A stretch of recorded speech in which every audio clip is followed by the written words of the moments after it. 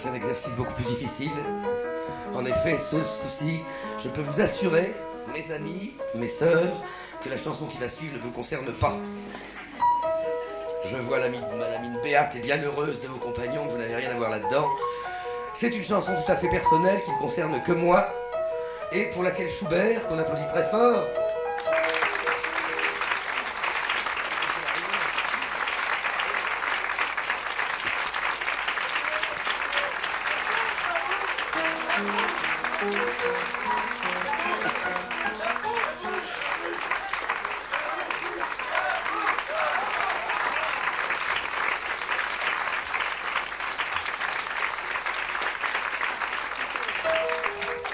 Schubert a un succès fou à Lausanne. C'est vrai, hein? Vous pouvez garer vos femmes. C'est un Don Juan spectaculaire. Et pour accompagner la chanson suivante, vous avez remarqué qu'il vient de se travestir imperceptiblement en Wolfgang Amadeus Mozart. Nous sommes à Bayreuth chez Madame Schwarzkopf.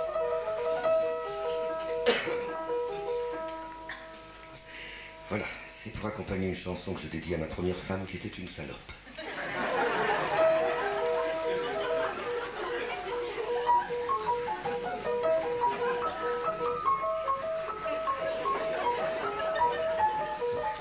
C'est pourquoi elle s'intitule, la chanson, La Calamité.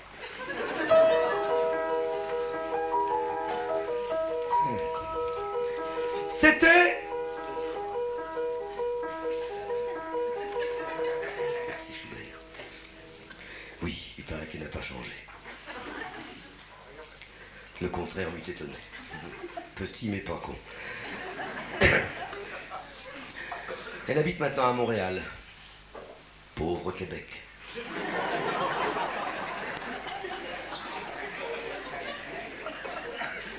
Le Québec ne demandait que sa liberté. Rigoler, rigoler, elle aurait pu choisir le Jura. Gilles Vigneault, waouh! Notre bon Gilles Vigneault croyait que je fabulais de cette chanson. Il a rencontré ma première femme il y a 4 ans dans une rue de Montréal.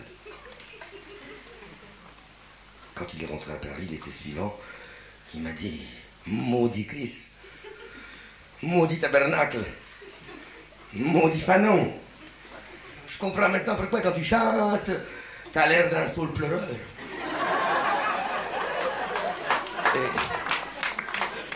Et pas de l'érable. Je crois d'ailleurs que si Gilles avait rencontré ma première femme plus tôt, c'est pour elle certainement qu'il aurait écrit « Mon pays, c'est l'hiver ».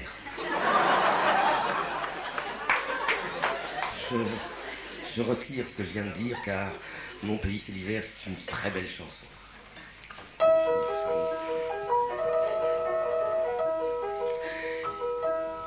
C'était une sorte de femme, sorte de calamité, à qui j'avais donné mon âme dans un instant d'éternité. Cette sorte de milligrammes, faisant son poids de volupté, jusqu'aux nus par son sésame, savait foutre me faire monter, et d'un coup de rein dans ses flammes, 100 fois me faire retomber, brandissant comme une flamme. Oh oui, d'aucune depuis on dit que j'exagère. L'organe de ma vanité, je m'étais comme feuille morte, entraîné par un vent complice, laissé tomber dans une sorte de volcan en plein exercice.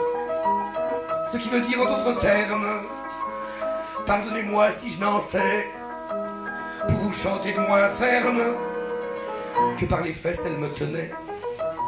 C'était une sorte de sainte, sorte de Jeanne au bûcher, qui gratifiait de ses étreintes du cochon qui se défroquait. Cette sorte de bonne sœur, pratiquant l'hospitalité, à tout chacun offrait sa fleur, comme au chien nonos s'arrongeait, à tout honneur prêtant main forte, sans crainte de m'en cornifler. Elle a fait de moi, une sorte de chef de gare, sans siffler. Je mettais le cœur en déroute, laissé marier à une sorte d'ange, dont les fesses sans doute servaient de gîte à un cloporte. Mais comme en tout bien, tout honneur, elle m'avait en amitié. Elle avait fait de ma demeure la Madeleine du quartier. C'était une sorte de garce, sorte de démonstration, que si la fonction fait l'orgasme, ma femme en est la solution. Cette sorte de chambre ardente qu'elle serre entre ses genoux cache une flamme si puissante qu'on ne peut l'éteindre d'un coup. Mais s'il est vrai qu'en infortune, à tout corps malheur est bon, à n'être point seul sur la lune, on se fait bien des relations. Et c'est à eux que je m'adresse, compagnons des bonnes fortunes, qui ont cru par leur prouesse me ravir le cœur d'une brune, oubliant que si par la fesse elle ne vaut pas une thune, elle porte au cœur une richesse qui me vaut tout l'éclair de lune.